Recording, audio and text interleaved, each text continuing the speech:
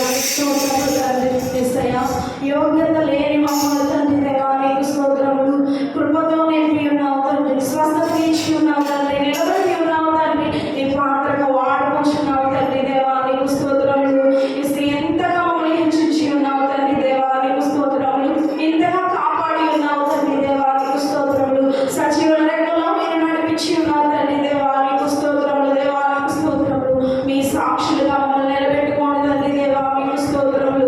ఏ అర్హత లేని దేవా మమ్మల్ని నిలబెట్టి ఉన్నావు తండ్రి దేవా. నీకు స్తోత్రములు. నీ సన్నిధిలో మాకు ఆరాధన చేయడానికి యోగ్యతనిచ్చి ఉన్నావు తండ్రి. మీకు స్తోత్రములు. ఎవరికి లేదు తండ్రి ఘనత దేవా, ఎవరికి లేదు తండ్రి యోగ్యత దేవా. నీకు స్తోత్రములు. ప్రార్థన చేద్దామా యేసయ్యా. దేవా నీకు స్తోత్రములు. ఇదిగో తండ్రి పూర్ణ ఆత్మతో పూర్ణ బలముతో దేవా నీకు స్తోత్రములు. మేము ఆరాధిస్తున్నావు తండ్రి దేవా. మీకు స్తోత్రములు. మాకు ఈ అవసరం ఉంది తండ్రి దేవా. నీకు స్తోత్రములు. మాకు ఈ లోటు ఉంది తండ్రి దేవా. నీకు స్తోత్రములు. ఆర్థిక స్తోమత ఉంది తండ్రి దేవా. నీకు స్తోత్రములు. స్వస్థత కావాలి తండ్రి దేవా. మీకు స్తోత్రములు దేవా. మీకు స్తోత్రములు. కుప్పడు కుటుంబాన్ని నిలబెట్టండి తండ్రి. మీకు స్తోత్రములు. కుప్పడు కుటుంబాన్ని రక్షించండి తండ్రి. మీకు స్తోత్రములు దేవా. స్వస్థత మీకు దయచేయండి తండ్రి దేవా. నీకు స్తోత్రములు. ప్రతి ఒక్క యేసయ్య మోకాలను నీ నామములో వచ్చినందుకు మీ సహాయం చేయండి తండ్రి దేవా. మీకు స్తోత్రములు. ఇంతగా మమ్మల్ని హెచ్చించి ఉన్నావు తండ్రి. ఆరాధనకు యోగ్యతనిచ్చి ఉన్నావు తండ్రి దేవా. నీకు స్తోత్రములు. మేము ఆరాధించే వాళ్ళం తండ్రి. నీకు స్తోత్రములు. మేము అడుగుతాం తండ్రి దేవా. నీకు స్తోత్రములు. కేవలం మీ కృప ఇచ్చి మమ్మల్ని నడిపించి ఉన్నారు. ఇంటిని బట్టి మీకే నవాలస్తులు. మాకు స్వస్థత ఇవ్వండి తండ్రి. మాకు విడుదల ఇవ్వండి తండ్రి. ప్రతి ఒక్క బద్ధకం నుంచి మీరు రక్షించండి తండ్రి దేవా. నీకు స్తోత్రములు. ఏ ఆత్మ కూడా నశించకూడదు తండ్రి యేసయ్య. ప్రతి ఒక్క ఆత్మను నీ సన్నిధిలో నిలవబెట్టండి తండ్రి దేవా. నీకు స్తోత్రములు. మా చుట్టుపక్కల ఉన్న ప్రతి ఒక్క వాతావరణాన్ని మీరు నిలబెట్టుకోండి తండ్రి. నీకు స్తోత్రములు. ఇదిగో తండ్రి ఈ ఆరాధన మేము యేసయ్య మీ సన్నిధికి యేసయ్య నైవేద్యంగా మేము పంపించి ఉన్నాం తండ్రి. మీకు స్తోత్రములు. ఆరాధనలో పాల్గొన్న ప్రతి ఒక్కరికి ఏవే అవసరం ఉన్నాయో ప్రతి ఒక్క అవసరం మీరు నామంలో తీర్చండి తండ్రి దేవా. మీకు స్తోత్రములు తండ్రి. గొప్ప దేవా మీకు స్తోత్రములు. ఎవరు ఏ అవసరం బట్టి వచ్చున్నారో మేము మీకు ప్రార్థన చేస్తున్నాం తండ్రి. ప్రతి ఒక్క అవసరం మీ నామంలో తీర్చబడాలి తండ్రి దేవా. మీకు స్తోత్రములు. వేసే ప్రతి ఒక్క అవసరం మీ నామంలో తీర్చబడాలి తండ్రి దేవా. మీకు స్తోత్రములు. ఈ చిన్ని ఆరాధన మీరు కైగొనండి తండ్రి దేవా. మీకు స్తోత్రములు. ఈ చిన్ని ప్రార్థన నామంలో దయచేయండి తండ్రి. మీకు స్తోత్రములు. యేసయ్య ఈ చిన్ని ప్రార్థన మనం చేసుకుని ఆదరణ మీ సన్నిధిలో తెచ్చుకోమని నజరేయుడైన యేసు నామములో అడిగి వేడుకుంటున్నాం తండ్రి. ఆమేన్. అందరూ మొక్కులు వందనాలు తెలియజేసుకుంటూ చూశారు. మరి పర్వాలేదన్నారు డాక్టర్ గారు. తగ్గిందయ్యా పర్వాలేదు, కాకపోతే కొంచెం జాగ్రత్త పడమన్నారు. మరి వాటిని కూడా చెప్పాలంటే అయ్యగారికి చాలా ఇబ్బంది. అయినప్పటికీ ఏదైనా మన దేవుడి సన్నిధిలో వాడబడుతున్నాం కాబట్టి ఆయనే మనల్ని ఆదరిస్తాడు. మన చేతిని బలాన్ని ఆరోగ్యాన్ని ఇస్తాడని నమ్మకం నాకుంటే మన అయ్యగారి పట్ల దేవుడు గొప్ప కార్యం చేశాడు. మరి అయ్యగారికి మరి ఎంతో బలహీన శారీరక బలహీన స్థితిలో ఉన్నప్పటికీ కూడా విడిపించాడు. మరి దేవుడు ఎంతగానో మా యందు సహాయం చేశాడు. మరి ఈ నెలంతా కూడా దేవుడు మనల్ని ఎంతగానో కాపాడి మరి భయంకరమైన ఎండలు ఉన్నప్పటికీ కాపాడి ఆదరించి బలపరిచి మనందరికీ కూడా సజీవంగా దేవాది దేవునికి మహిమ కలుగును గాక. మరి ఈరోజు మరి గోరి నాని కూడా మన మధ్యలో రావడం సహాయం చేసినందుకు ఆ దేవాది దేవునికి మహిమ కలుగును గాక. మరి చాలా మంది బిడ్డలు రాలేకపోతున్నారు. మరి ఎండ నిమిత్తం రాలేకపోతున్నారా ఏంటనేది మరి దేవుడి చిత్తమైతే వచ్చే ఆదివారం రాని బిడ్డలందరూ కూడా దేవుడి సన్నిధానికి రావాలని నేను ఎంతగానో దేవుడిని వేడుకుంటున్నాను. వచ్చే వారం అనేక మంది బిడ్డలను దేవుడు నడిపిస్తాడని నేను నమ్ముతున్నాను. ఆయనకి అనంత మహిమ కలుగును గాక. మరి వచ్చిన బిడ్డలందరినీ పేరు పేరు దేవుడు దర్శించి బలపరిచి దీవించును గాక. మరి విజయవాడ కుటుంబం కూడా విజయవాడ కూడా వీళ్ళు గృహం కట్టుకుని ఆశపడుతున్నారు. మరి వాళ్ళు కూడా శంకుస్థాపన చేయాలనుకుంటున్నారు. మరి అయ్యగారు మన వెంకట్రావు గారు వచ్చి అడిగాడు. అయ్యగారితే బలహీన స్థితిలో ఉండటం వల్ల వచ్చే వారు చూద్దామని అన్నాడు. ఏదేమైనా దేవుడి ప్రణాళిక మనం అనుకునేది నెరవేరు, కానీ దేవుడి ప్రణాళిక మన పట్ల ఏదైతే ఉంటుందో అదే నెరవేర్చబడుతుంది. దేవుడు ఆ గృహం కూడా కట్టబడతానికి దేవుడు సహాయం చేస్తాడని, కావాల్సిన ఆర్థిక వనరులు దేవుడు సమకూరుతాడని, వచ్చే వారంలో అందుల రీతిగా దేవుడు శంకుస్థాపన కూడా జరుగుతానికి సహాయం చేస్తాడని నేను నమ్ముతున్నాను. ఆయనకి మహిమ కలుగును గాక. యోసేపు గారు కూడా పాటలు వెళ్తున్నారు. ఆయన కూడా దేవుడు బలపరిచి మంచి ఆరోగ్యం ఇవ్వాలని నేను కోరుకుంటున్నా, ప్రార్థన చేస్తున్నాము. వ్యక్తిగతంగా చాలా అందరి వరకు మేము ప్రార్థన చేస్తున్నాము. దేవుడికి మహిమ కలుగును గాక. ఎంతమంది బిడ్డలకు వచ్చి ఉన్నారు వారందరినీ దేవుడు దీవించి ఆయనకి మహిమ కలుగును గాక. ప్రార్థన శనివారం ప్రార్థనకి అయితే రాలేకపోతున్నారు. ఎవరు రావట్లేదు శనివారం ప్రార్థనకి. అయినా దేవుడి సన్నిధిలో గడపాలి కాబట్టి అయినప్పటికీ మరి ఎవరు వచ్చినా రాకపోయినా అయ్యారు నేను మాత్రం ఇప్పుడు స్వామిదాసం వచ్చేవాడు. స్వామిదాస్ కూడా 2 వారాల నుంచి రావడం మరి ఏదైనా దేవుడు ప్రణాళిక దేవుడు ఆయన నడిపించాలి. మరి ప్రార్థన అయితే అర్థం చేయకూడదు. మన ఈ లోకంలో ఉన్నంత కాలం మనం ఆయన సొత్తు, ఆయన బిడ్డలుగా మనల్ని దేవుడు మనల్ని అభిషేకించాడు. ఆయన బిడ్డలుగా మనం దీవించాడు. మనం ఎన్ని బలహీనతలు వచ్చినప్పటికీ, శారీరక బలహీనతలు వచ్చినప్పటికీ, మన కుటుంబంలో ఎన్నో స్వాదులు వచ్చినప్పటికీ అవన్నీ జయించే శక్తి దేవుడు మనకి ఇస్తున్నాడు. మనం ఈరోజు కేవలం ఉన్నామంటే ఈ నెలంతా భయంకర ఎండలు, అసలు ఇంట్లో కూడా ఉండలేనంత ఎండలు ఉంటాయి. అయినప్పటికీ దేవుడు మనల్ని అందరినీ సజీలంగా ఉంచాడు. వడదెబ్బ తగలకుండా మనల్ని కాపాడాడు. అన్ని విషయాలు మనకు తోడుగా ఉంటున్నాడు. అందుని బట్టి దేవుడికి నేను ఎంతగానో రుణపడి ఉన్నాను. దేవుడికి నేను ఎంతగానో స్థుతిస్తున్నాను. మరి అతి విషయాలు సహాయం చేస్తున్నందుకు దేవుడికి స్తోత్రాలు చేస్తున్నాను. దుర్గాపాలెంలో కూడా ఉదయకాల సమయంలో ఆరాధన ద్వారా దేవుడు ఎంతో కృపించారు. మరి అక్కడ కూడా జాతీయుడు కూడా పైన పెట్టుబడిపోతుంది. వాళ్ళు కూడా పైన స్లాబ్ పూసుకున్నారంట. వాళ్ళు కూడా ప్రార్థన చేయించుకున్నారు. మరి అయ్యగారు రమ్మంటే అయ్యగారు నేను రాలేకపోతున్నాను అమ్మకు మరి ఫోన్ ద్వారా ప్రార్థన చేయించుకున్నారు. మరి అయ్యగారు వెళ్ళారు నాకే తెలియదు. కానీ మరి ఆ గృహం కూడా చక్కగా దేవుడు దీవించాలి. ఆ బిడ్డలు కూడా దేవుడు దీవించాలని కోరుకుంటున్నారు. మరి అయ్యగారి పాలన తగ్గిన కుటుంబాలు ఎంతో మంది బిడ్డలు వచ్చారు. అందుని బట్టి నేను దేవుడు చూస్తున్నాను. అయ్యగారికి ఆపరేషన్ జరిగిందని తెలిసినప్పుడు ఎంతో మంది ఫోన్ ద్వారా కూడా పాల్గొంటున్నారు. 9వ పాల్గొడు నేను ఇలా అంటున్నానే మీకు మా బాధకాలు వచ్చేవా. కానీ మనం ఆత్మీయ ఎదుగుతున్నప్పుడు మనం ఆత్మీయ తండ్రిని మనం ప్రేమించేట్టు ఉంటే మన దేవుడు ప్రేమించిన వారే ఉంటాం. మన ఆత్మీయ తండ్రిని మనం ప్రేమించకపోతే మన దేవుడి పట్ల మన ప్రేమ కలుగుతుంది. మరి మా అయ్యగారు నా కుటుంబం విషయంగా నేను చెప్పట్లేదు. కానీ ఆయన మనకి ఇక్కడ ఉన్నందుకు చెప్పి నాకు ఆత్మీయ తండ్రి ఆయన మీకెట్లా తండ్రి నాకంటే తండ్రి. మరి ఏ పాటలో మనల్ని ఎంతగా దేవుడు హెచ్చించాడు. మనం ఈ రీతిగా ఉన్నామంటే ఆయన కృపే. ఒకరు ప్రేమ కలిగి ఉండాలి, సమాధానం కలిగి ఉండాలి. ఒకడు బాగోపోతే పరమశించేట్టుగా మనం ఉండాలి. మాకేంటే వెళ్ళపోతే ఏమైతే బాగలేకపోతే మాకేంటే మాత్రం మనం అనుకోకూడదు. మనం ప్రతి విషయంలో కూడా ఎప్పుడైతే మనం తగ్గించుకుని దేవుడి ప్రజలకు నడిపించబడతామో దేవుడు కూడా మనం అట్టగా ఎత్తుతాడు, దిగుతాడు. మరి నేనైతే 9వ నుంచి కొంతమంది బిడ్డలు వచ్చారు అయ్యగారు పంపుతానికి. అందుబట్టి కూడా నేను దేవుడిని చూస్తున్నాను. ఈరోజు పుణ్యవతి కూడా మరి అయ్యగారి కోసం మరి పళ్ళు అవి తీసుకొచ్చింది. అయ్యగారి బాగా ఎక్కడోడు కూడా కొంతమంది పలకరిస్తున్నారు. మరి దిబ్బరోడు కూడా పలకరించారు. అయ్యగారు ఫోన్ ద్వారా పలకరించారు. అయ్యగారిని మరి వచ్చి పలకరించారు. మనం అక్కడ దేవుడి సన్నిధిలో మరి స్వామిదాస్ కూడా మరి నాకు ఎవరు లేరు. నాకేదైనా అవసరమైతే చేసి పెట్టేవాళ్ళు లేరు. నాకు అవసరమైతే నాకేదైనా కూరగాయలు కావాలన్నా పరుపు కావాలన్నా తెచ్చిపెట్టేవాళ్ళు లేరు. స్వామిదాస్ కూడా మరి మా విషయంలో ఎంతో సహాయం చేశాడు. నేను అయ్యా నేను ఉంటాను, నీకు ఏ అవసరం వచ్చినా నేను ఉంటాను, నాకు చెప్పండి అయ్యా చేసి పెడతాన్నాడు. అదే రీతిగా మరి నాకు అవసరమైతే స్వామిదాస్ వచ్చి పిలిచడానికి వచ్చి నాకు కావాలి తెచ్చిపెట్టాడు.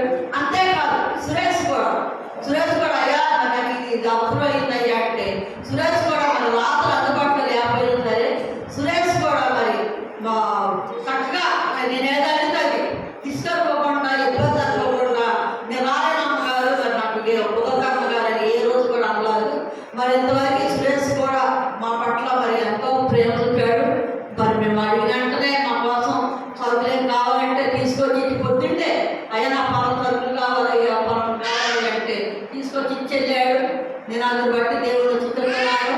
మరి మా కోసం ఎంతగానో ప్రార్థన చేసిన బిడ్డల కొరకు మరి మాకు ఎంతగానో సహకరించిన బిడ్డలు వాటికి కూడా నేను మనైతే గాలి దుమ్ము వచ్చింది. వాటి అయితే గొడవ అయిపోయి నేను నాకు అసలు బాగా నాకు కూడా బాగా ఎంత వచ్చింది. మొన్న తెల్లవారు కరెంట్ లేదు. అయితే వాటిని గొడవ అయిపోయి మరి మట్లు పడిపోయింది, కొబ్బరికాయలు పడిపోయింది. అసలు వాటి ఎంత అయితే భయంకరంగా ఉంది. మరి అయ్యగారు ఉంటే అక్కడ ఉంటారు. మరి నేనేం చేయలేదు. నాకు ఖర్చు పడిపోయినాం తండ్రి బయట తండ్రి పట్టు తీయాలి అప్పుడు కావాలి. మాకెవరున్నారయ్యా సహాయం నీవే కదయ్యా అని అక్కడ కూర్చుని దేనంగా నేను ఆలోచిస్తున్నాను. ఆలోచించి ఏం చేయాలి అన్నారు. నేను ఎన్ని తీసేస్తానే పట్టణం నువ్వే బాధపడదాకా అదిదానని అన్నారు. అట్లా ఉంటే అది ఎట్ట చేస్తా ఉంటుంది. నేను స్వర్ణత ఫోన్ చేశాను. ఫోన్ చేస్తే సొంత నెలలు అది ఉంటాడా కొంచెం ఎవరన్నా బయట అక్కడ కూలి ఉంటారేమో కొంచెం రమ్మని వాళ్ళు ఒక 500 నేను ఇస్తాను కొంచెం ఆకులు తీసేసి అయితే కొంచెం సర్దే చేస్తారు కొంచెం రమ్మనంటే సొంత ఉంటే నాకు చెప్పక్కర్లేదు సొంత నేను ఎప్పుడు అడిగినా పరిచయం చేస్తాను అప్పుడు ఎప్పుడు కూడా తప్పించుకోకూడదు బాగా ఎప్పుడు వెళ్తున్నా లేదా చిట్లో ఉన్నప్పుడు కూడా ముందు నేను ఊరెళ్తున్నాగా వదిలమ్మంటుంది కానీ కాదు తర్వాత నేను అన్నదాని ప్రకారం వచ్చి చేసి పెట్టేసేస్తుంది మరి ఏం ఆలోచించు తన హృదయంలో ఏం కలుగుతుందో నాకు తెలియదు కానీ అయితే ఆ రోజు కూడా బాగుండా వెళ్తున్నా ఊరెళ్తుంది కదా కానీ నేను ఇబ్బంది పెట్టకూడదు తను అడగల అయితే అన్నీనన్నా కొంచెం ఎవరు తీసుకురామా అంటే మరి అయ్యగారు అన్నారు ఎక్కడ మనకు డబ్బులు లేవు ఇప్పుడు ఎక్కడ తెస్తారు వస్తే 1000 రూపాయలు ఇవ్వాలి ఎవరికి ఇస్తావు అంటే కూడా నేను ఏదైతే నేనే దేవుడే చూసుకుంటాడు రాని ఎవరెవరు తీసుకురాని అంటే మరి తర్వాత అన్నయ్య ఏమని ఆలోచించాడో నాకు తెలియదు కానీ దేవుడు మరి వాళ్ళు ప్రేరేపించాడు మరి మా బాధ ఏంటో వాడు స్వర్ణంగా నా బంధువులైన అంటున్నారు రక్తంలో నేను అంటున్నాను ఒక ఆత్మ బిడ్డగా నేను మా చర్చిలో ఆత్మ బిడ్డగా నేను మా ప్రేమిస్తాను మరి అదే రీతికి వెంటనే వచ్చింది తెల్లవాళ్ళు లేదు 6 గంటలకు వచ్చేసి దొడ్డంతా శుభ్రంగా ఉంచేసి అన్ని కోట్లేదు వచ్చిన కొబ్బరిగా తినేది మాకు చాలా మంది సహకరించారు అది బట్టి దేవుడు వాళ్ళు ఎవరు లేరు ఎట్లా అనుకుంటా అయ్యో మా బిడ్డలు వాళ్ళు దూరం దూరం పడుతున్నారు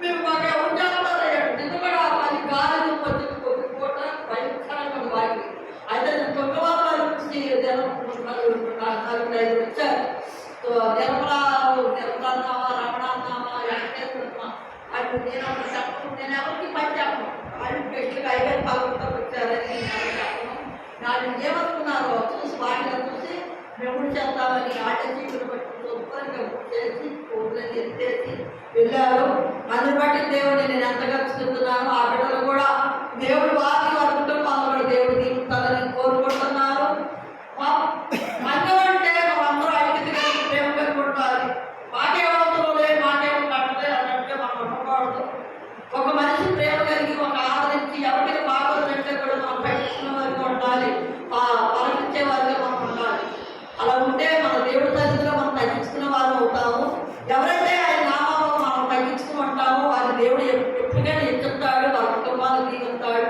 అదే నా విశ్వాసం నా నమ్మకం నేనేదో చెప్పాలని చెప్పట్లా ఒక మనిషి గాయపడుతుంది చెప్పట్లేదు కానీ ఈ రోజున పరిచయం చేసాడు కరువైపోయాడు మందిరం అంటే ఆదివారం పూట మాత్రం సొంత వస్తున్నారు తప్ప ప్రార్థన మాత్రం వస్తున్నారు తప్ప ఆయన ఆరాధించాలి కానీ ఆయన పరిధిలో ఒక గంటలు వచ్చి మనం ప్రార్థన చేస్తున్నాడు కూడా లేదు లోపల పగల పూటలు వచ్చి ఇవరికి మాధురి గంటలు ప్రార్థన చేస్తున్నారు స్వరమి ప్రార్థన చేస్తున్నారు ఇప్పుడు ఆవిడ కూడా రాలేకపోతుంది అయిపోయింది చదివించింది దేవుడు తెలుసు కొంతమంది తెలుసు మాకు తెలుసు అది బట్టి నేను అది మాత్రం దాన్ని నేను తప్పుగా కూడా అనుకుంటున్నాను మాధవి కూడా చక్కగా శుక్రవారం ప్రార్థన చక్కగా వచ్చి ప్రార్థన చేస్తుంది మాధవి కూడా విజ్ఞా ప్రార్థనలో పాల్గొనేవాడు మంగళవారం 10 మంది చక్కగా ప్రార్థన చేసుకున్నాడు ఆ ప్రార్థన పోయింది శుక్రవారం ప్రేరకుని కనుక్కున్నాడు అది ఒక 10 మంది కూడుకునేవాడు అది పోయింది ఓ శనివారం ప్రార్థన అనుకున్నాం శనివారం కూడా నైట్ ప్రార్థన ప్రార్థన అంటే ఎందుకు రాకుండా దేవుడు సన్నిధిలో ఎందుకు ఆసక్తి తగ్గిపోతుందో నాకు తెలియదు కానీ ఏదైనా మన దేవుడు మనకి లోపల మనం క్షేమం ఉంటున్నామంటే ఆరోగ్యం ఉంటున్నామంటే ఎన్ని సాధన బాధలు కలిగిన మనం ఇలా ఉంటున్నామంటే అది కేవలం ఆయన కృపే ఆయన కృప లేకపోతే అసలు మనం ఏ పాటి వారు వేరే పెట్టి హాస్పిటల్కి వెళ్తాం కానీ దైవ జాగ్రత్త ప్రార్థన చేసుకోండి ఎంతో మంది చేసుకొని చేయించుకోవాలి వాదం జరుగుతుంది హాస్పిటల్ కలిగిస్తున్నాం కానీ ఆ మయా ప్రార్థన చేయకుండా మన కుటుంబంతో మనం ఎప్పుడైతే ప్రార్థన చేసుకుంటామో మనం ఎప్పుడైతే దేవుడిని మనం ఎక్కువగా ఆరాధిస్తాము మన కుటుంబాలు ఎప్పుడు దీనికి పడతాయి మరి వివరాలు కూడా ఎప్పుడు మరి వైజాగ్ వెళ్ళిపోయినప్పుడు కూడా దేవుడు ప్రతి వారం కూడా అయ్యగారు నేను ఎలా ఉన్నామని ఫోన్ చేసి పాటించేది మరి ఆ బిడ్డలు కూడా దూరం ఉన్నప్పటికీ వారికి కూడా మా మీద ప్రేమ తగ్గల 10 విషయాలు కూడా ఆ బిడ్డలు ముందుగానే ఉన్నారు ఎప్పుడు కూడా కానీ మేము కూడా వచ్చాను నా దేవుడు మరి వేరే ప్రణాళిక వారి పట్ల దేవుడు ప్రణాళిక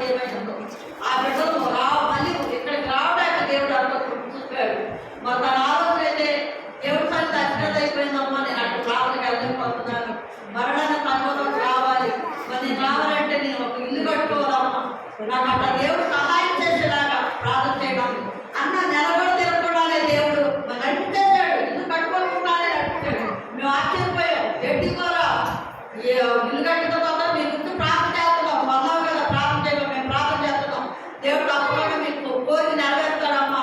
కానీ అయినప్పటికీ దిగురాడు వచ్చేసారు. మేము మాకు ఆశ్చర్యం కలిగింది. అయినా దేవుడు వాళ్ళకున్న కలిగిన దాన్ని బట్టి దేవుడు చక్కగా నాలుగు పని చేసుకుంటాకి మరి ఆ ఇల్లు కొంచెం ఫ్యాక్టరీలు చేసుకుంటా దేవుడు అంత పుట్టిపోయాడు. మరి యోగ గారు కూడా బాగున్నప్పటికీ మరి తోటలో పనిచేస్తున్నాడు. మరి తనకు కూడా మంచి దేవుడు మంచి ఆరోగ్యం ఇవ్వాలి. మరి వాడు అనుకునేది కూడా దేవుడు నెరవేర్చబడాలి. అట్లాగే మన కుటుంబంలో కూడా మనం ఏదైతే అనుకుంటామో అది జరగాలని నేను మనస్ఫూర్తిగా కోరుకుంటున్నాను. ప్రతిరోజు మేము మాత్రం ప్రార్థన మాత్రం ఏర్పడాలి. మేము ప్రతిరోజు ఎవరు వచ్చినా రాకపోయినా మనలో ఎవరు ప్రార్థన చేస్తుందని చెప్పినా అయ్యగారు నేను మాకు నిత్యం ప్రార్థన చేసుకుంటాను అనుకో. 6 గంటల కానీ 7 గంటల ఒక్కొక్క సమయం కుదరకపోతే ఏ సమయం అయినా సరే మేము దేవుడి సన్నిధిలో గడుపుతాం తప్ప మేము ప్రతి ఒక్కరి కోసం ప్రార్థన చేస్తాం. ప్రతి కుటుంబం మారు పొందాలని రక్షణ పొందాలని రావాలని ఈ రోజున మనకు చాలా బలహీనం అయిపోతుంది. మనం ఒకరినొకరు ప్రోత్సహించింది మన పనిగారు మనం బలపరుచుకునే వారికి ఉండాలి. ప్రతి విషయంలో దేవుడు మనకు అలాంటి రూపాలు దయచేయాలని కోరుకుంటున్నాను. మరి ఇదే నా సాక్ష్యం.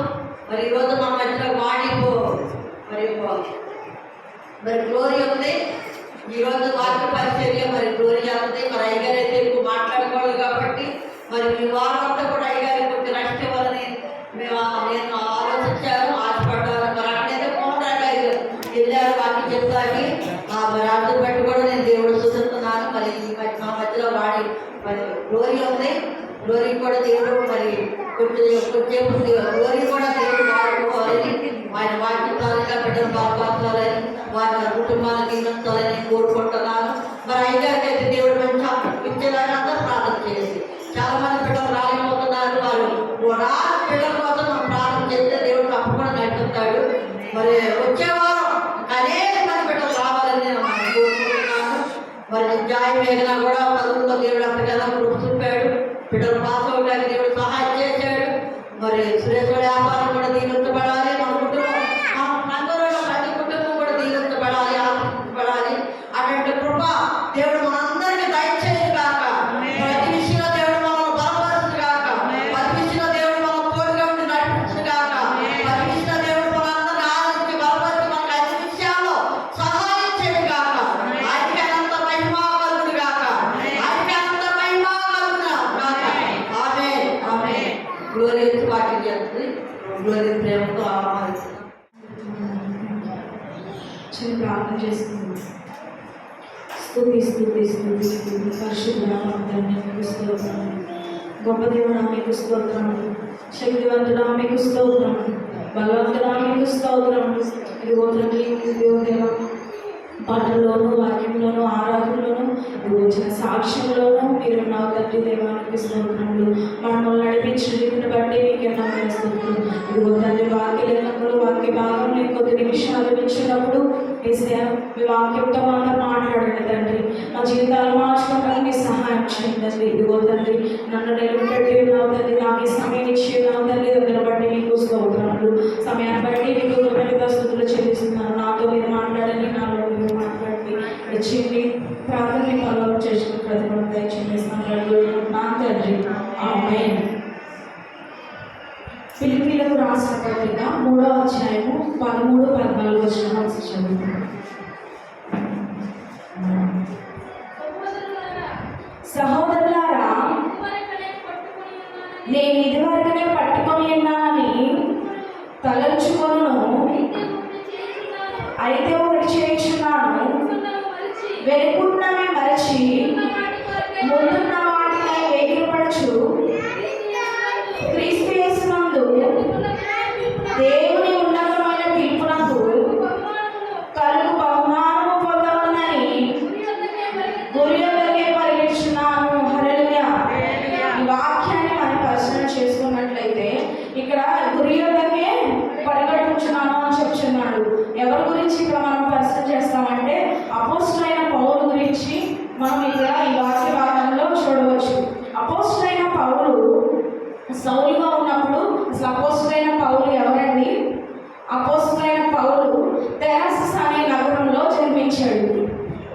అసలు అపోస్తులైన పౌలు వృత్తి ఏంటంటే డేరాలు కుట్టేవాడు. డేరాలు కుట్టి అపోస్తులైన పౌలు సౌలుగా మారినప్పుడు తను ఎన్నో పాపాలు, ఎలా అంటే సంఘాలని, ఇలా మనం ప్రార్థనలో ఉంటే ప్రార్థనకు వచ్చే సంఘాలని చెరగొట్టేసేవాడు, క్రీస్తులో నివసించే వాళ్ళని బాగా హింసించడానికి చూసేవాడు, శిష్యులను కూడా చెరసాలలో వేయించేవాడు, ముందుగా దేవుడి సంఘాన్ని నాశనం చేయాలని ప్రయత్నించేవాడు. అయితే అపోస్తులైన పౌలుని దేవుడు చూశాడనమాట. దేవుడు చూసి ప్రత్యక్షమై అపోస్తులైన పౌలుని ఎక్కడ పట్టుకున్నాడు?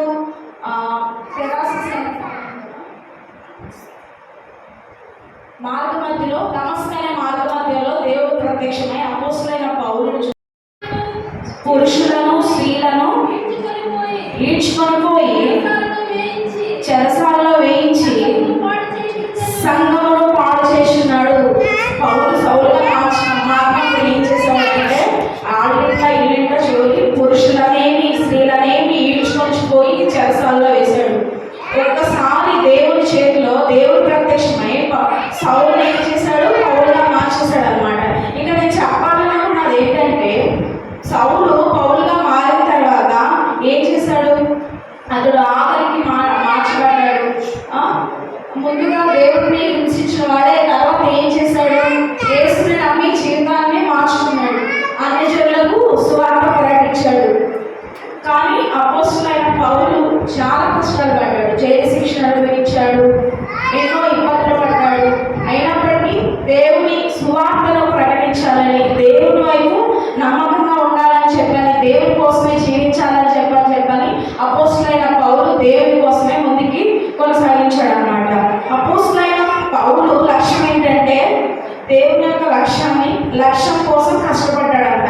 అపోస్తులైన పౌలు సౌలుగా మారకముందు ఎన్నో క్రూరాలు, ఎన్నో యుద్ధాలు, మామూలుగా యుద్ధాలు కాదు, శ్రమలు పెట్టాడు. ఎవరిని? దేవుడు నమ్ముకున్న ప్రజల్ని, దేవుడు నమ్ముకున్న వాళ్ళని ఆయనతో పాటు శిక్షణ చెరసాలలో వేయించాడు.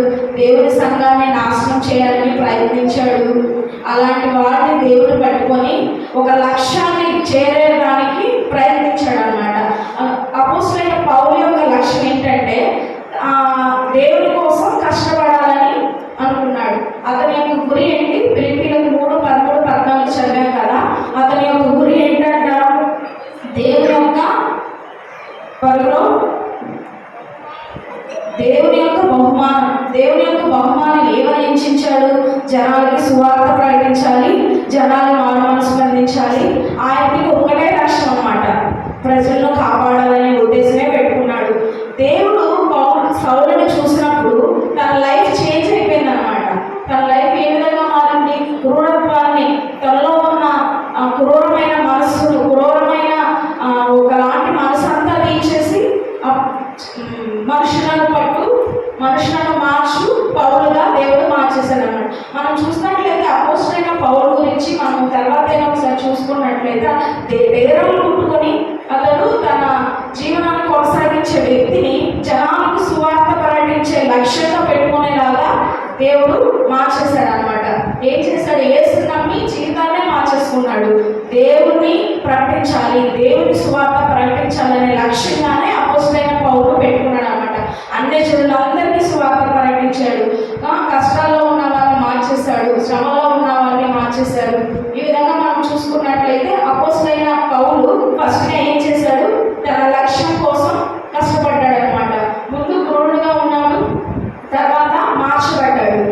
మార్చబడిన తర్వాత మనం కూడా మన జీవితాల్లో కష్టాలు, ఒక వ్యాధి మనకు ఉంటుందన్నమాట. ఎలా ఉంటాము? ఎవరైనా చూసి గబక్కనే సడన్గా ఇలా ఉండాలి అలా ఉండాలి అని అనుకుంటాం.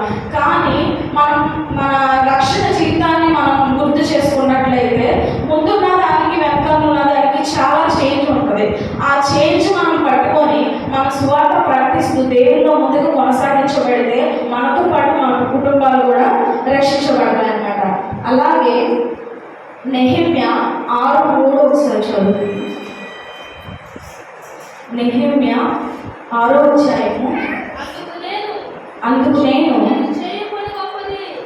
నేను చేయు పని గొప్పది దాన్ని విడిచి నా యొక్కకు వచ్చాకై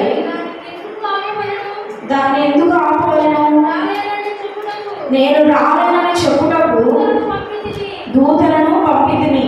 ఇక్కడ మనకి ఏం కనిపిస్తున్నారు? ఎవరు కనిపిస్తున్నారంటే నెహెమ్యా కనిపిస్తున్నారు. నెహెమ్యా ఒక కార్యాన్ని కోరుకున్నాడు. ఏంటది? పాడైపోయిన ప్రాకారాలు బాగు చేయాలని. యెరూషలేము గోడలను పాడైపోయి ఉన్నాయి. యెరూషలేము గోడలు అంటే ఇప్పుడు పెద్ద యెరూషలేము అంటే దాని గోడలు చాలా శిథిలమైపోయి ఉన్న దాన్ని నెహెమ్యాకి ఎవరు చెప్పలేదు, దేవుడు చెప్పలేదు, ఎవరు చెప్పలేదు. అక్కడ ఉన్న ప్రజల మాటలు విని నేను పాడైపోయిన యెరూషలేముని కట్టాలని చెప్పని నిర్ణయం తీసుకున్నాడు. నిర్ణయం తీసుకొని దేవుని సేవకుడైన నెహెమ్యా ప్రజల పాలన నిర్లక్ష్యం చేయలేదు.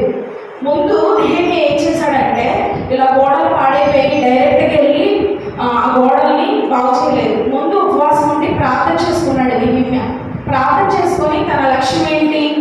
గోడలను నిర్మించాలి, ఒక ప్రాకారం మంచిగా కట్టాలి. ఆయన నిర్ణయం అనేది చాలా స్పష్టంగా ఉంది. ఎలా తన లక్ష్యాన్ని ఎలా చేరుకోవాలనుకున్నాడు? ప్రార్థనతో చేరుకోవాలనుకున్నాడు. పౌలు ఎలా లక్ష్యం కోసం కష్టపడ్డాడు, అలాగే నెహెమ్యా కూడా తన లక్ష్యం కోసం పట్టుదల కలిగి ఉన్నాడు అనమాట. నెహెమ్యా కూడా నేను ఇప్పుడు తన యొక్క లక్ష్యం ఏంటి? నెహెమ్యా యొక్క లక్ష్యం ఇశ్రాయేలు ప్రాకారాలు, యెరూషలేము గోడలను పాడైపోయిన దాన్ని కట్టాలి. నెహెమ్యా వల్ల అయితే ప్రార్థన చేసుకున్నాడు. నేను ప్రార్థన చేసుకొని ముందుకు కొనసాగించబడ్డాడు. తన లక్ష్యాన్ని గురిగా పెట్టుకున్నాడు. ఏం చేశాడు? తర్వాత చరిత్ర సృష్టించాడు. ఇశ్రాయేలు గోడని ఎన్ని రోజుల్లో కట్టాడో చెప్తారా? 52 రోజుల్లో కట్టేశాడు. చాలా నెలలు వేశారు అనమాట. జనాలందరూ తనతో పాటు ఉన్న వాళ్ళందరూ చాలా గోడలు కడతారు. పని వాళ్ళు కూడా చేసే పని వాళ్ళు కూడా అలసిపోయారు.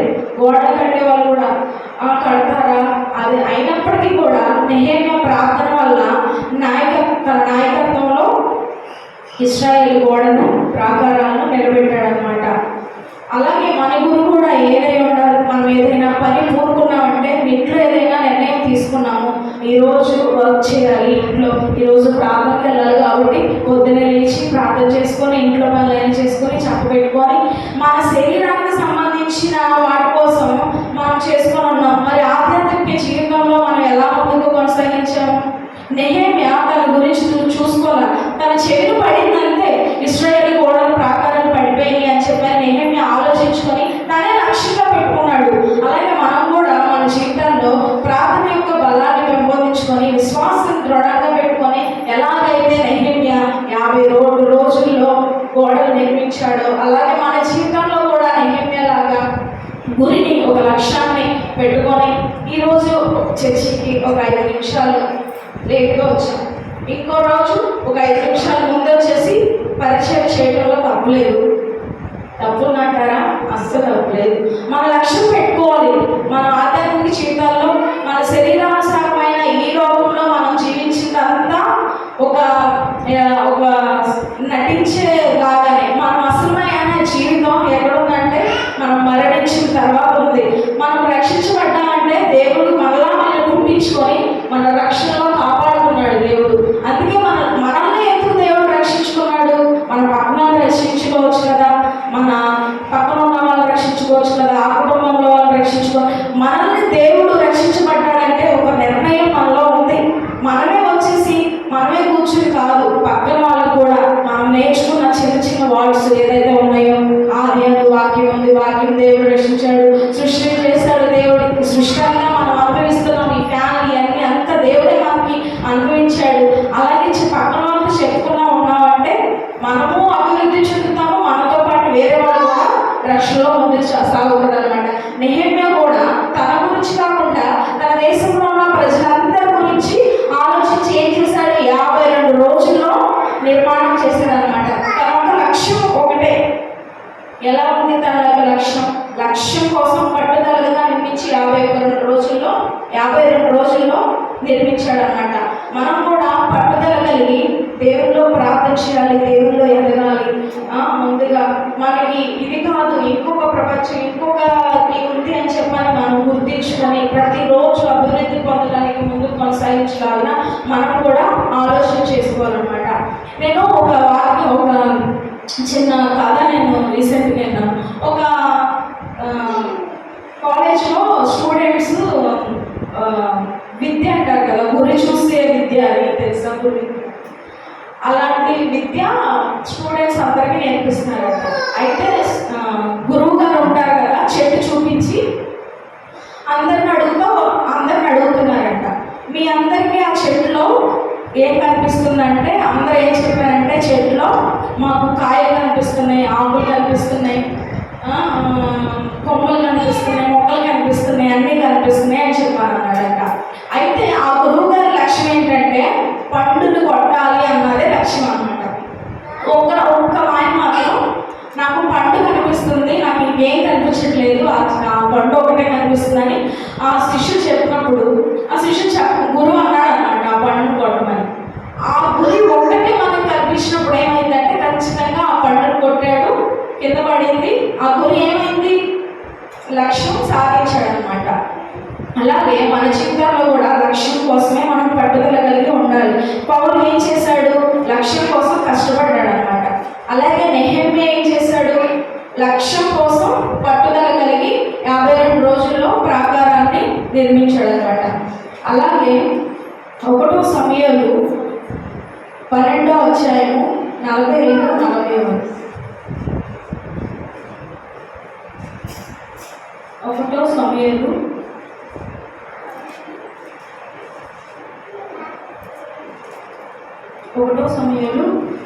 12వ అధ్యాయము 45-46. సారీ 7:45-46. దావీదు గురించి.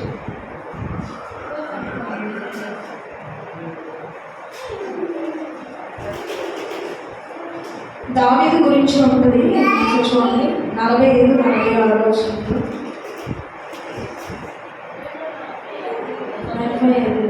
ఒకసారి 2వ సెంటెన్స్ చూడు. దావీదు గురించి. అయితే ఇక్కడ దావీదు గురించి మనం చూసుకుందాం. దావీదు ముందు ఎవరున్నారు? దావీదు గురించి చూసుకున్నట్లయితే దావీదు ముందు గొలియాతు అనే రాక్షసు ఉన్నాడు. దావీదు యొక్క లక్ష్యం ఏంటి? 17వ అధ్యాయం 17:45-46 ఒకసారి చూడు. దావీదు కట్టెయు ఈటెయు బల్లెను ధరించుకొని నా మీదకు వచ్చి ఉన్నావు, యెహోవా పేరట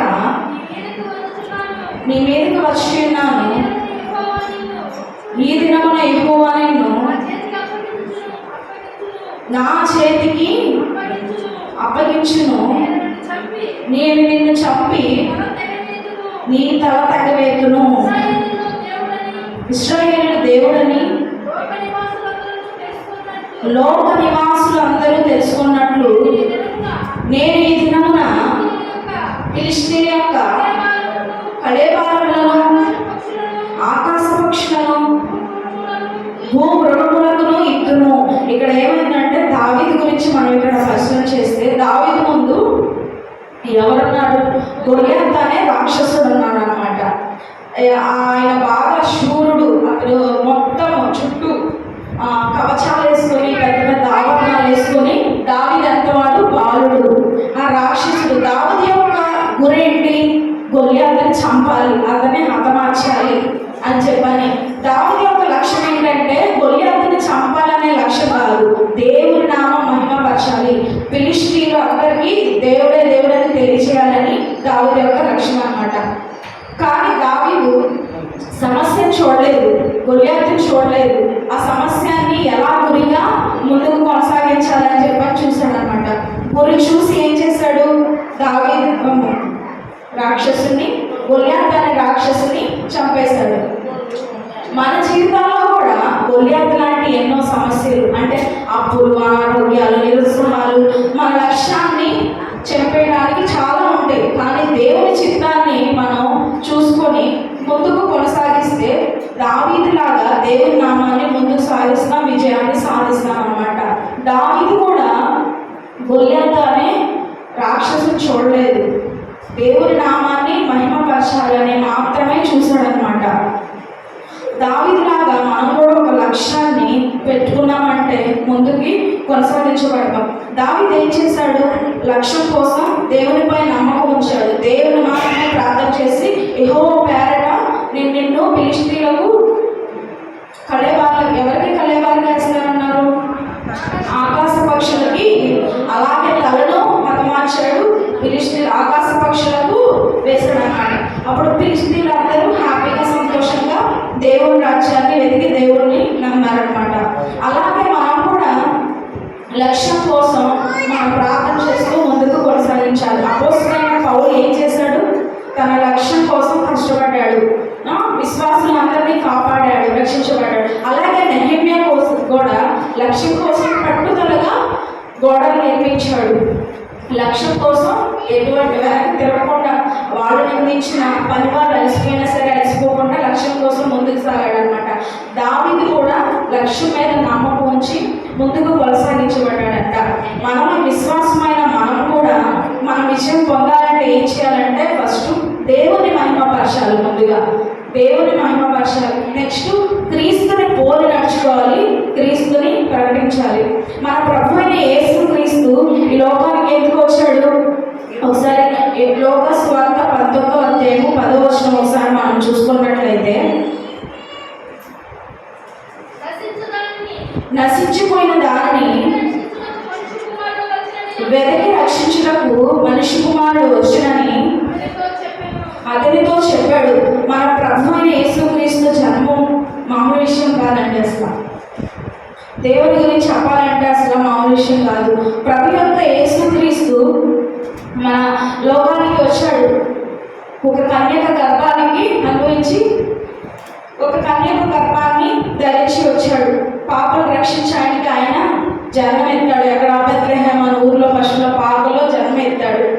12 సంవత్సరాలు బాలుడైన యేసుప్రభు వారు బోధించాడు. చిన్న వయసులోనే తన తండ్రి వ్యవహారాలన్నీ, తన పనులన్నీ చూసేవాడంట. తన తండ్రి చేసే విషయాలన్నీ చూసి ప్రభు యేసుక్రీస్తు నేర్చుకున్నాడు.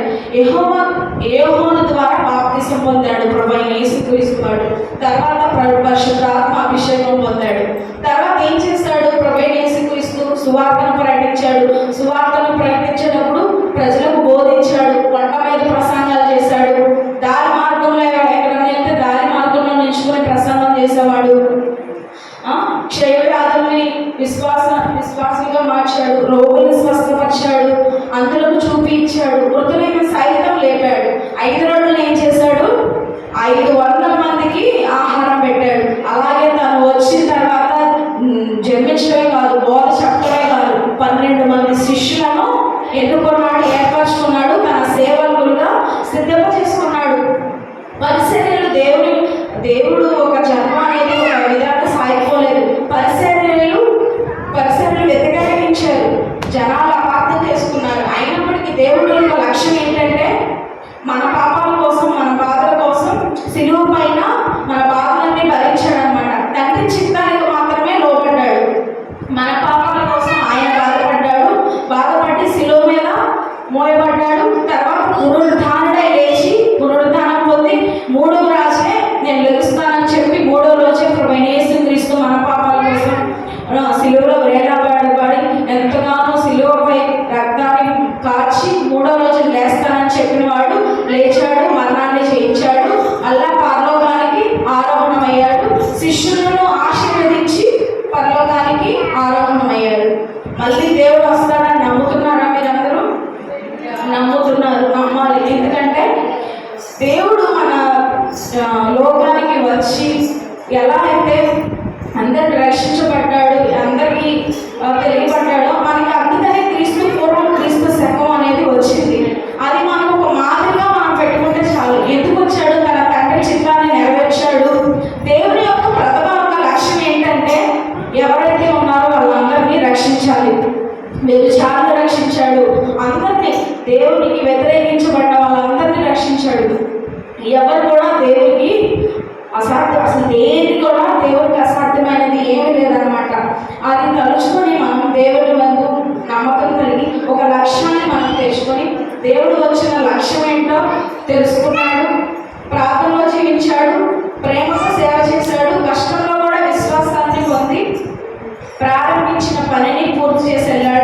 మళ్ళా వస్తాడు, మనల్ని కూడా అందరినీ దేవుడు తీసుకెళ్తాడు. ఇప్పుడు మనం ఎలా అయితే అపోస్తలుడైన పౌలు తన జీవితాన్ని మార్చుకొని, తన లోకపాత జీవితాన్ని అంతా మార్చుకొని, విశ్వాసాన్ని పెంపొందించుకొని ముందుకు కొనసాగించబడి విశ్వాసం ఎలా కాపాడాడో, మనం కూడా మనకున్న విశ్వాసం కూడా ఇతరులతో పంచుకొని మనం కూడా ముందుకు కొనసాగించబడితే అపోస్తలుడైన పౌలుకి ఇచ్చిన ఘనత, అలాగే నెహెమ్యాకి ఇచ్చిన ఘనత, అలాగే దావీదు కూడా చాలా రాజుగా అభిషేకించబడ్డాడు.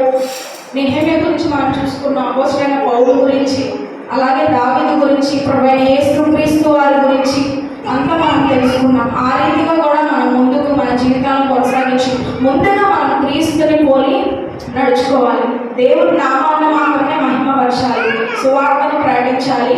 మన యొక్క లక్ష్యం ఏమై ఉండాలంటే పరలోకాన్ని చేరుకోవాలన్న లక్ష్యం ఒకటే మనం పెట్టుకోవాలి. క్రీస్తును పోలి మాత్రమే నడుచుకోవాలని మనం పెట్టుకోవాలి. వేరే లక్ష్యాలు, వేరే ఆలోచనలు, ఈ లోకానుసారంలో ఏమన్నా ఆలోచనలు ఉంటే అవన్నీ తీసివేసుకుని దేవుని కోసమే ముందుకెళ్ళి దేవుని ఆరాధిస్తూ, దేవుని ప్రార్థన చేస్తూ, రక్షణను మనకు తెలిసిందే కొంతమందికి చెప్పి విశ్వాసం మార్చుకోగలిగితే మన జీవితాల్లో కూడా అభివృద్ధి పొందగలుగుతాం.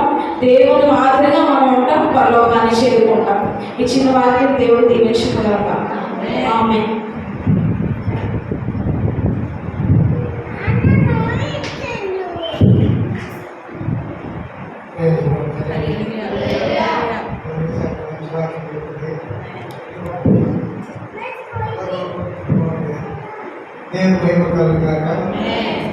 దేవుని సేవలు మరి దేవుని నడిపించబడాలంటే, సర్వాభివృద్ధి చెందాలంటే విశ్వాసం దానికి మూల కారణం.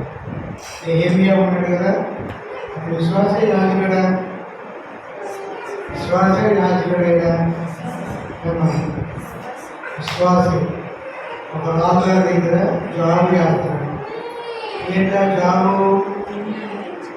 గిన్నె ఇస్తాడు, ద్రాక్షాల సంబంధించిన జాబు.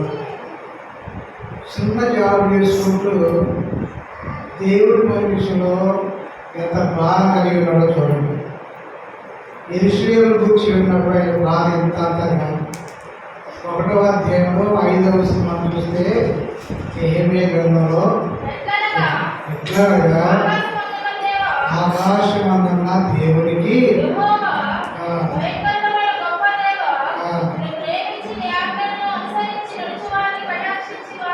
ఎవరిని నిన్ను ప్రేమించి నడుచు వారిని కటాక్షించి స్థిరపరచువాడా. సరే, 4వ వచనం వినినప్పుడు ఏడ్చాడు. ఏమన్నాడు ఆయన? రాష్ట్రానికి డాబా కట్టుకున్నాడు, మంచి మందిరం వేసాడు అని విన్నాడా? యెరూషలేము దేవాలయము మార్చబడింది. అప్పుడు ప్రజలు యాతన పడుతున్నారు. ఈ వార్త విని ఆయన ఎంతో వ్యాధన చెంది ప్రార్థన. అంతేకాదు, పడిపోయిన దేవాలయాన్ని కట్టాలని ప్రార్థించారు. మరి పడిపోయిన దేవాలయం కట్టడానికి అంత ప్రయాస, అనేక మందిని ప్రోత్సహించాడా? ఈ విషయాలకు సతమతం అయిపోతున్నాడు. 2వ అధ్యాయంలో 2వ వచనంలో మనం చూస్తే రాజు అంటున్నాడు, నీకు వ్యాధి లేదు కదా, ఏంటి విచారం ఉన్నావేంటి? ఏంటంటే విచారణ? ఈరోజు సంఘం పాడైపోయింది, దేవాలయం కాల్చబడింది, నా ప్రజలు పోయి యాత్ర పడుతున్నారు, వాళ్ళు రక్షించేవాడు ఎవరున్నారు అని దేవుడికి ప్రార్థన చేస్తూ ఒక యాత్ర చెందుతున్నాడు. ఒక వికారం అయిపోయినాడు. అప్పుడు రాజు ఈ వ్యాధి కదా, ఇది ఎందుకు విచారం ఉన్నారు? చూడండి, బాధ సంఘాల గురించి, దేవుడి మందిరాల గురించి ఎంత వేదన చెందుతున్నాడైనా వేదన. మరి మన సంఘం అది మన పక్కన కూర్చొని రాలేదే అని బాధగా మన ఈ పక్కన ఒకటి కూర్చున్నారే వాళ్ళు రాలేదే, అయ్యో నా ముందు ఒకటి కూర్చున్నారు, ఎవరు కూర్చున్నారు, అయ్యో వాళ్ళు రాలేదే అనేటువంటి వేదన సంఘానికి ఉందా? ఏమి కాదు బాధ. చిన్న ఉద్యోగం చేసుకుంటూ చిన్నపాటి ఉద్యోగం లేదు, ఉద్యోగం చేసుకుంటూ తన పనిలో నమ్మకం ఉంటూ సంఘం కొరకు ప్రయాసపడ్డాడు. దేవుని మందిరం కట్టాలని ప్రయాసపడ్డాడు. ఆ విధంగా దావీదు చెప్తున్నాను. దావీదు స్థితి ఎలాంటిది? కోటోడు, కానీ గొలియాతుని చంపాలని నిర్ణయం తీసుకున్నాడు. ఎందుకు చంపాలనుకున్నాడని చెప్పింది? ఎందుకు చంపాలనుకున్నాడు? ఆయన ఎలా ఉంటాడో ఎక్కడ ఉంటాడో కూడా తెలియదు అని తెలుసు ఆల్రెడీ.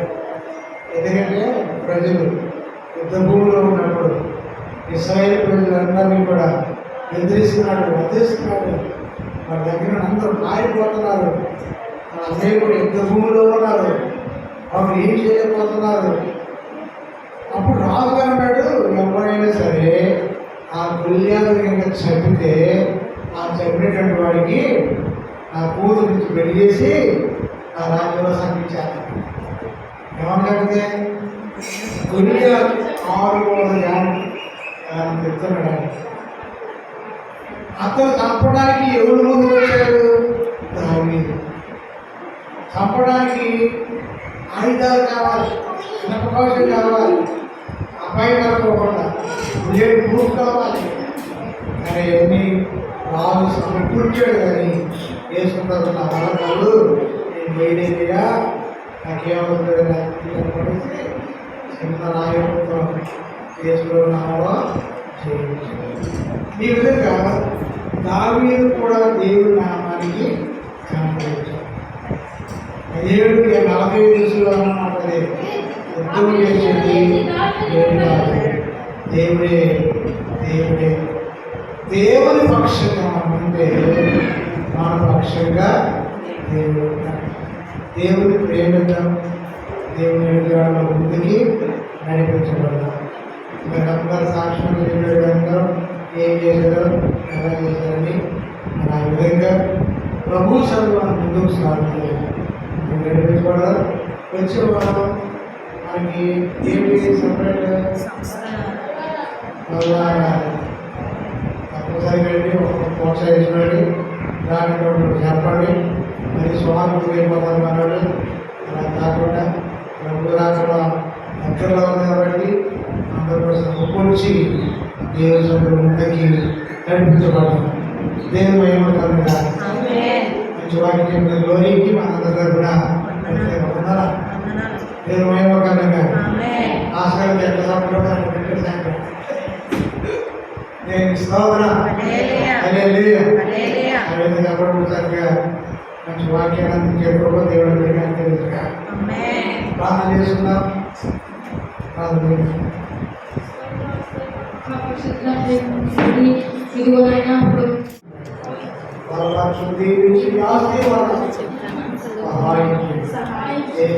ప్రార్థిస్తున్నాము.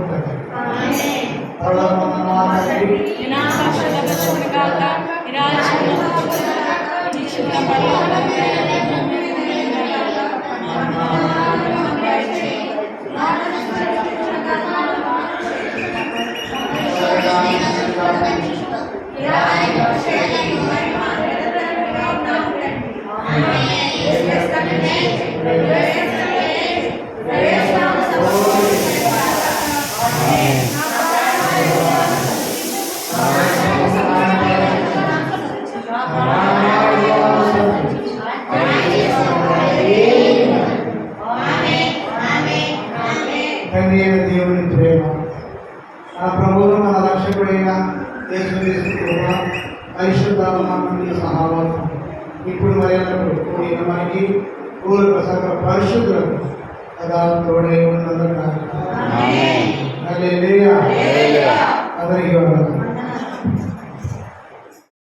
యేసు రక్షగా శతకోటి స్తోత్రం, యేసు రక్షగా శతకోటి స్తోత్రం, జీవనదాత శతకోటి స్తోత్రం, జీవనదాత శతకోటి స్తోత్రం. యేసు రక్షగా శతకోటి స్తోత్రం, యేసు రక్షగా శతకోటి స్తోత్రం, జీవనదాత శతకోటి స్తోత్రం, జీవనదాత శతకోటి స్తోత్రం. యేసు భజించి పూజించి ఆరాధించెదను, యేసు భజించి పూజించి ఆరాధించెదను, నా సమస్తము అర్పించి ఆరాధించెదను, యేసు ఆరాధించెదను, ఆరాధించెదను, యేసు రక్షగా శతకోటి స్తోత్రం, జీవనదాత శతకోటి స్తోత్రం. ఓ యేసు రక్షగా శతకోటి స్తోత్రం, జీవనదాత శతకోటి స్తోత్రం, యేసు భజించి పూజించి ఆరాధించెదను, యేసు భజించి పూజించి ఆరాధించెదను, నా సమస్తము అర్పించి ఆరాధించెదను, నా సమస్తము అర్పించి ఆరాధించెదను, యేసు ఆరాధించెదను, ఆరాధించెదను, యేసు ఆరాధించెదను, ఆరాధించెదను.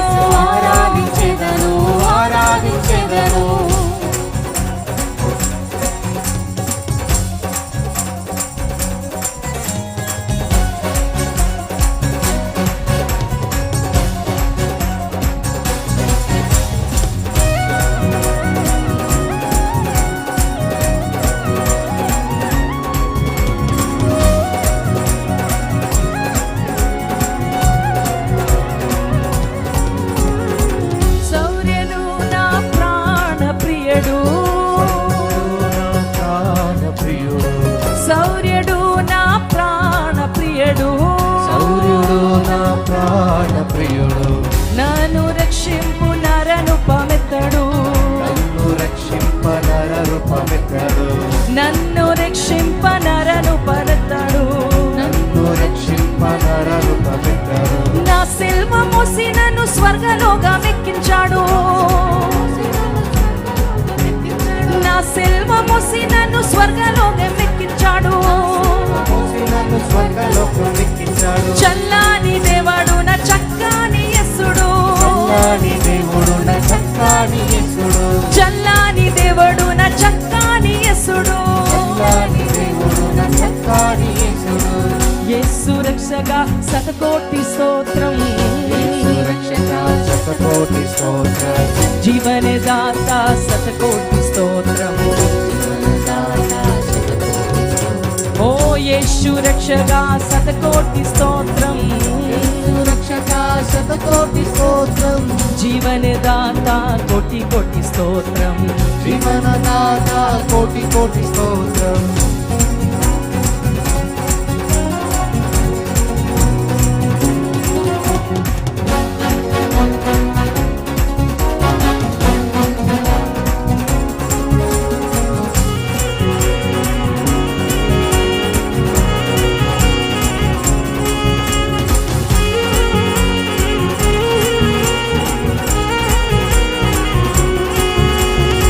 పిలిచినాడు నీవను సొత్తనడు, పిలిచినాడు నీవేన సొత్తనడు, ఎన్నటికి ఎడబాయనన్నాడు, ఎన్నటికి